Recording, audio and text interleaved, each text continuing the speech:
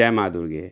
आज माता के छठे स्वरूप माँ कात्यायनी का संक्षिप्त वर्णन लेकर उपस्थित हुआ हूँ। माँ दुर्गा के छठवें स्वरूप का नाम कात्यायनी है। इनका कात्यायनी नाम पड़ने की कथा इस प्रकार है। कत नामक एक प्रसिद्ध महर्षि थे। उनके पुत्र ऋषि कात्य हुए। इन्हीं कात्य के गोत्र में विश्व प्रसिद्ध महर्षि कात्यायन उत्पन्न हुए थे। इन्होंने भगवती पारंबा की उपासना करते हुए बहुत वर्षों तक बड़ी कठिन तपस्या की थी। उनकी इच्छा थी कि माँ भगवती उनके घर पुत्री रूप में जन्म ले। माँ भगवती ने उनकी यह प्रार्थना स्वीकार कर ली थी।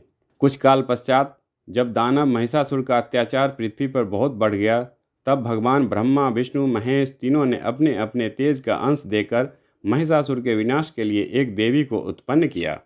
महर्षि कात्यायन ने सर्वप्रथम इनकी पूजा की। इसी कारण से यह कात्यायनी कहलाई। ऐसी भी कथा मिलती है कि ये महर्षि कात्यायन के वहाँ पुत्री रूप से उत्पन्न हुई थीं। आश्विन कृष्ण चतुर्दशी को जन्म लेकर शुक्ल सप्तमी, अष्टमी तथा नवमी तक 3 दिन इन्होंने कात्यायन ऋषि की पूजा ग्रहण कर दशमी को महिषासुर का वध किया था। माँ कात्यायनी अमोघ फलदायिनी हैं। भगवान कृष्ण को पति रूप में पाने के लिए व्रज की गोपियों ने इन्हीं की पूजा कालिंदी यमुना के तट पर की थी। ये ब्रजमंडल की अधिष्ठात्री देवी के रूप में प्रतिष्ठित हैं। इनका स्वरूप अत्यंत ही भव्य और दिव्य है। इनका वर्णन स्वर्ण के समान चमकीला और भास्वर है। इनकी 4 भुजाएं हैं।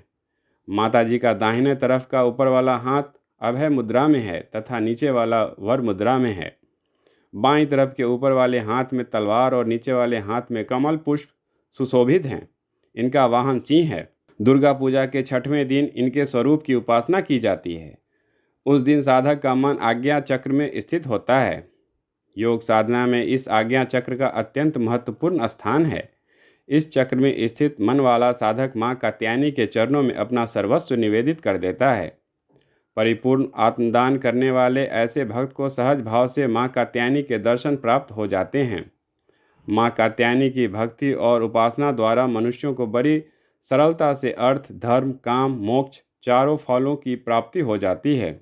वह इस लोक में स्थिर रहकर भी अलौकिक तेज और प्रभाव से युक्त हो जाता है। उसके रोग, शोक, संताप, भय आदि सर्वथा विनिष्ट हो जाते हैं। जन्म जन्मांतर के पापों को विनिष्ट करने के लिए माँ की उपासना से अधिक सुगम और सरल मार्ग दूसरा नहीं है।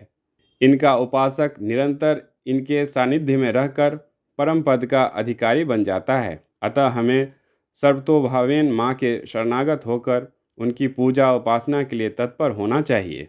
इसी के साथ माँ के छठे रूप माँ कात्यायनी का संक्षिप्त वर्णन समाप्त होता है। मैं पुनः कल माँ के 7वें रूप का वर्णन लेकर उपस्थित होऊंगा।